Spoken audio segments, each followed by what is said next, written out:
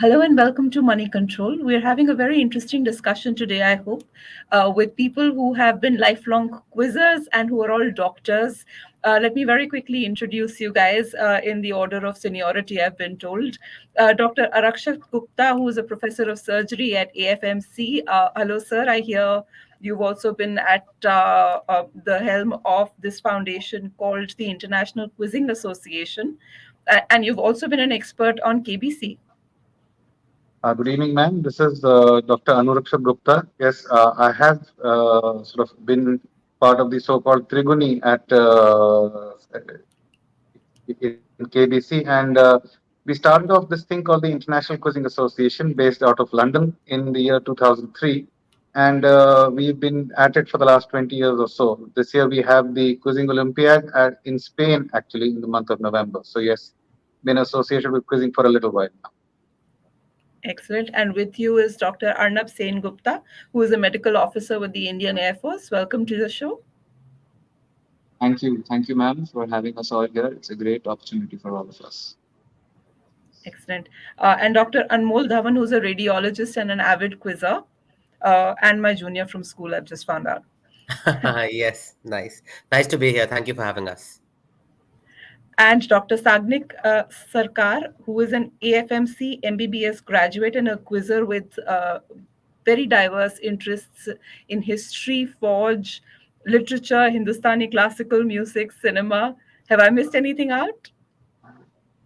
And my cat, of course. That comes above everything else. Excellent. Thank you for having me. Super. So, you've got your new book coming out, Naam Namak Nishan, the second part. Can you tell us a little bit about why a book about quizzing and why a book that also sort of marries the forge with that? So, ma'am, I'll take this question to begin with.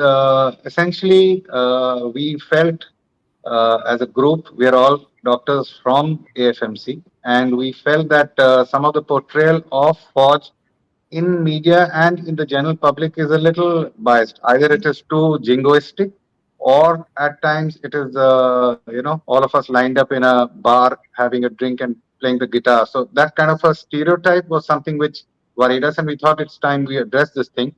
The only problem was that a lot of stuff that's available is very, very, shall we say, academic and dense. So we thought there should be a better way to come to the average reader or the average person with something which is a little more easily digestible. And since all of us are quizzers at heart and we've been quizzing for decades together, we thought that this was one way of trying to bridge that gap. So that's how the entire thing sort of started off in its journey. And what better way to do it than through a quiz? Could you tell me a little bit about some of your research for the Kargil chapter? Yeah, so basically, with having our first book having done well, we sort of wanted to, and we even tried to explain the place with a map because we learned from a couple of our feedback that in the introduction, if there is a map, because not a lot of people actually know the places, especially if you've not been to the geography of Ladakh, it's very difficult to understand the valleys, the reference points. So, in fact, our Kargil War chapter begins with a map which actually talks about the area of responsibility, and so that makes the reader able to understand more. So I would also like to invite Dr. Sagnik to talk about his research because he's the one with the best research. He's the youngest amongst us, and he's also the one with the best research amongst us. Dr. Sagnik. Yeah. So when it comes to Kargil, in such contentious wars, there is always a problem with narratives, right? So everybody wants to have their narrative at the forefront. So a balanced research includes having sources from all over the way. So my first book, of course, was General V.P. Malik, who was the Chief of Army Staff during Kargil. His great book was From Surprise to Victory, which gives a very comprehensive outlook of how the Kargil War unfolded, how we were taken by surprise initially, and then we turned it around. There's another very interesting book which General V.P. Malik himself quotes as one of his passages. That is by a Pakistani commentator called Naseem Zehra, which talks about how the Pakistanis were actually planning this way before it actually unfounded. So Kargil unfounded in 1999, as we all know, but they had actually planned this in 1985. So in 1984, we had taken Siachen in the Operation Meghdoot. And as a counter to that, Pakistanis had already started planning it in 1985, but it was, for certain reasons, it was kept under the shelf. It was again brought out of cold storage in 1987 when, in Operation Rajiv, as we call it, we captured a very important high post by a legend in the Indian Army called by the name of Naib Subedar Bana Singh. So after that, also Pakistani seriously considered something like Kargil, but only after the power of Pervez Musharraf, this started being seriously considered as a military operation. One would be surprised to know that initially the Kargil operation was planned along with a simultaneous attack into Siachen, which never materialized. And the one that we are familiar with, an attack in Dras, Kargil sectors, happened in. These were interesting sources. Other sources include General Mohinder Puri, who was the 8th Mountain Divs POC at that time. 8th Mountain Div was the main division which fought the battle in the Dras and Kargil sectors. So his accounts are also an interesting source. Along with that, for the Air Force part of us, so we have two Air Force officers, three Air Force officers actually, who are part of the team. So again, when it comes to Kargil, we think of it as an only infantry battle, but the Air Force played a very important role as well. There's a document called Air Power at 18,000 feet, which was brought about by Carnegie Endowment. So that discusses the novelty of the Indian Air Force tactics which occurred at such high altitude, because battle at such altitudes for the Air Force was unprecedented. So that again discusses how Indian Air Force was initially taken by surprise, but then they innovated and they brought about brilliant results. Two turning points, if I may say so. That was the attack. So we have heard of Tiger Hill, the famous Tiger Hill, which took so many sacrifices to conquer. I'm sure very few of us would have heard the planning and the strategy that went to an airstrike on Kargil, on the Tiger Hill in Kargil. So it was the first use of precision guided munition, which is basically laser guided munitions. It was the first in Indian Air Force history to be used, and it took a lot of planning, a lot of strategizing at those altitudes to plan an attack like that. And that again was one of the major turning points, but it is very less talked about. So when it comes to sources, I'll say these three are important sources. Then we can also look at biographies of luminaries like Anuj Nayar's, Captain Vijayan Thapa's. There is Major Sudhir Walia, who also had an important role at the latter end of the Kargil operation. So that's my view of the research and the sources point of view.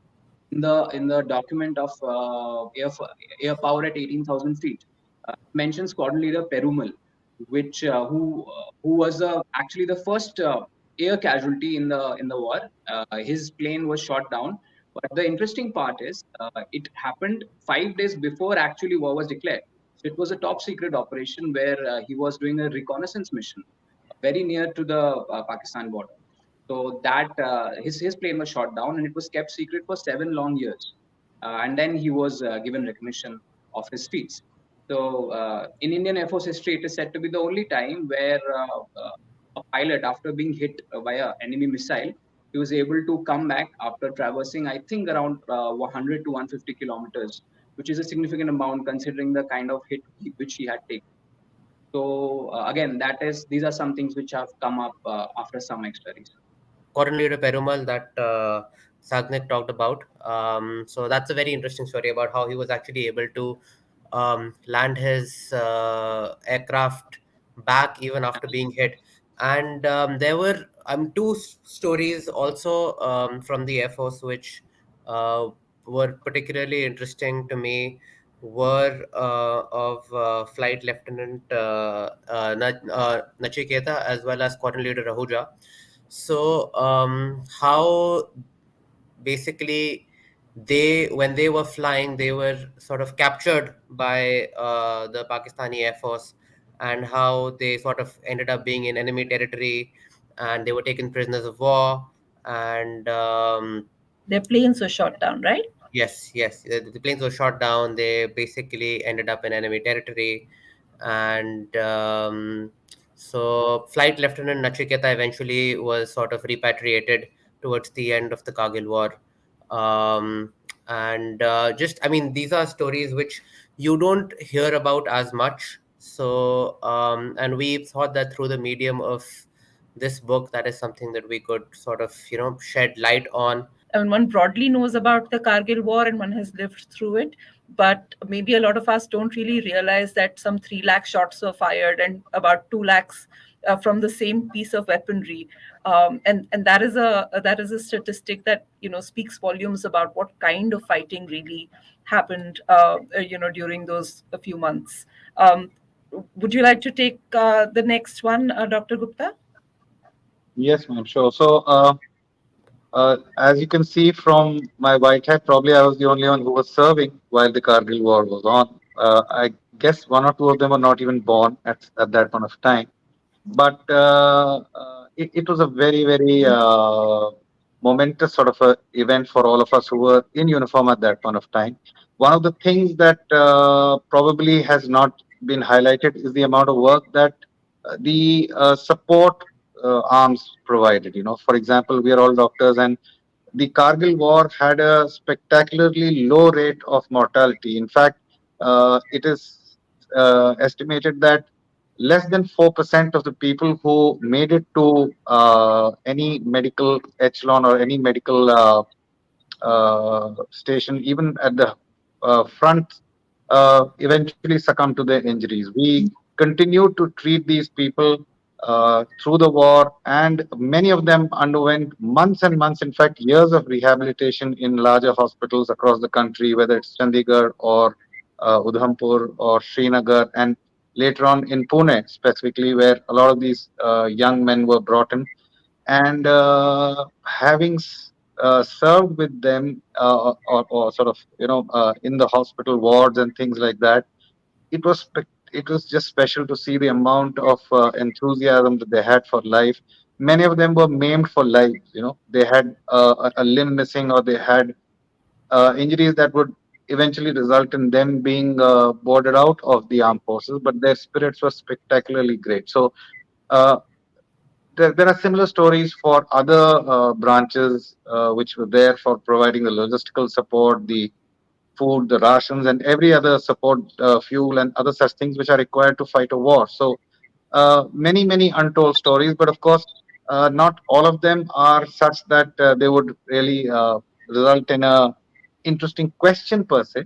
But it's there in the back of the narrative that is there in our book. My favorite anecdote is, so there was a Brigadier MPS Bajwa.